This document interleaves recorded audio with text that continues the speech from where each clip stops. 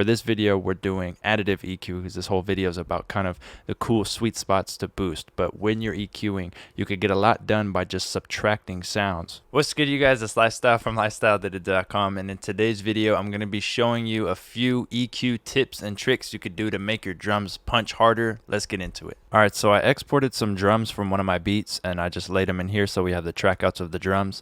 And the first thing we're going to get into is the kick and the snare, and then we'll get into some of the hi-hats and percussions, but I really want to go over kick and snare and how to do different EQ moves to make them punch harder. These are the drums we're going to be working on today.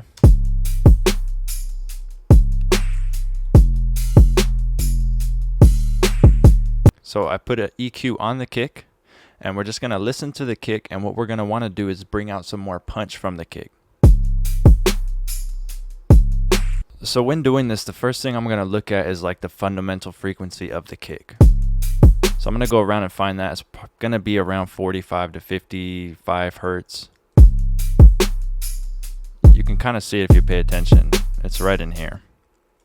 So we're going to go in here and find out where it's hitting the most, the hardest hitting part of the kick. Okay, so I'm finding around 52 is pretty much the beef of the kick, the main fundamental frequency of the kick. So with that said, I'm going to go up an octave. I'm not going to boost at 52 because the sub, the very, very low sub of the kick, is already good. So what I'm going to do is actually double that. I'm going to go to 104 instead. So 52 double to 104, and you're going to hear when I start to boost around here, we get more of a knock from the kick.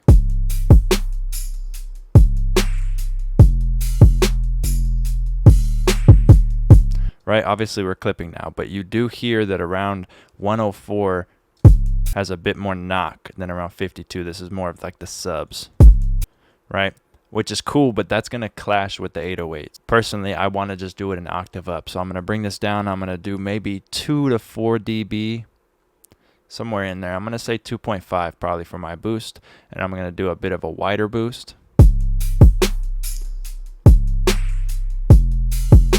That's before and after. So before, after. And since we boosted about 2 dB, we need to bring it back maybe 2 dB.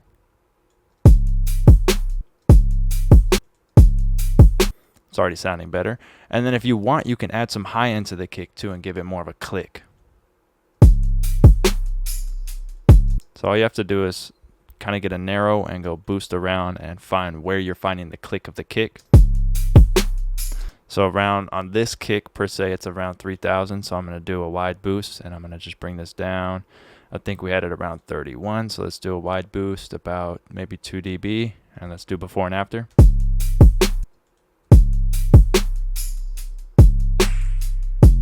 All right, so it's sounding good. Now let's go over to like a snare. So for a snare, you have a lot of fundamental frequencies around 200 to 250. In there on most snare drums, you're going to hear a lot of that beefiness, a lot of that thud and punch around 220 to 250. And even if you look on here, before we even go boost anywhere, look at that 200 range. So if we take this and around, let's say 220, you hear that punch, right? This specific snare is more around 211. So we get that thud of it. But if you add too much of this, it could really muddy up your snare, and it can make your whole track sound like it's kind of under a blanket, because this is still a lower frequency. We're in like the very low mids. We're still in the bass tone. So this will give your snare a lot of body, but it'll also, if you add too much, make it sound like it's not bright. It's dark, it's underwater, and you don't want that. So if we wanted to add a bit of that thud to our snare, we can boost somewhere in 200 to 250. Just go around and find where you see it most. So we're going to give it a little boost, very slight, because like I said, we don't want to overdo this.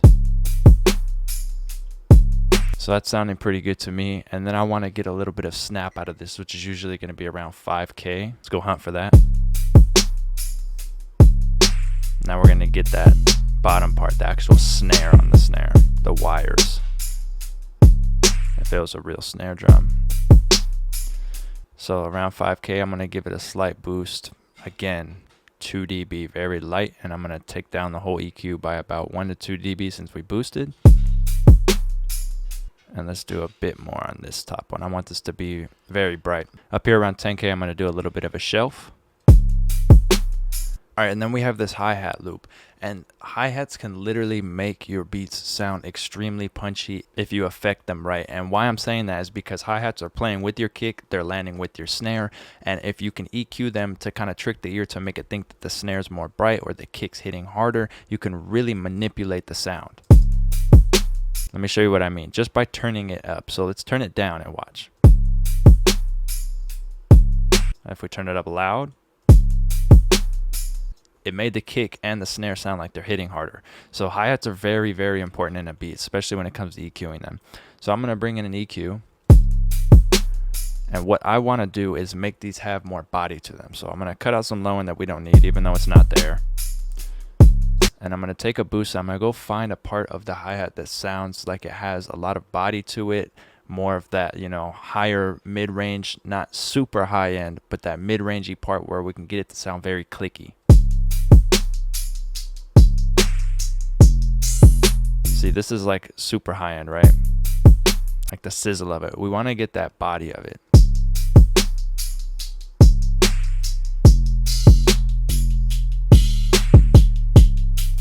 So this is around the part I'm talking about. And it does sound kind of weird when you have it super boosted, but when we bring it down, you'll see what I'm saying. So let's give it more of a broad boost, and let's bring it up maybe 3 dB. And then let's get a bit of that high end out of it. So let's go to like 10, 11K and give it a nice boost to get some air.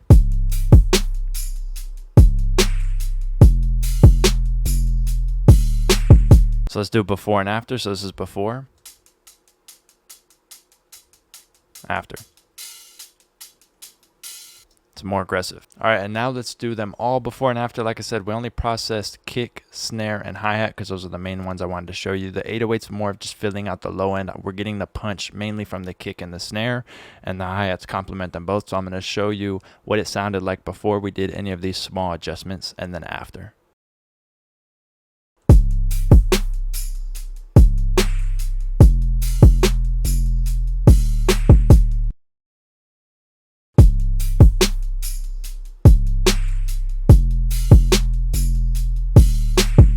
Alright, so I hope you guys liked this video. Like I said, it was a quick, short video just to kind of show you a few spots on snares, kicks, and hi-hats where you could do some boosting if you've already done your subtractive EQ and you want to find some sweet spots on certain kicks and snares where you can find them. Like I said, make sure you pay close attention to your hi-hats because they really do help out and fill out a lot of that punch in your drums. If you do them correctly with EQ, you can even do slight distortion on them.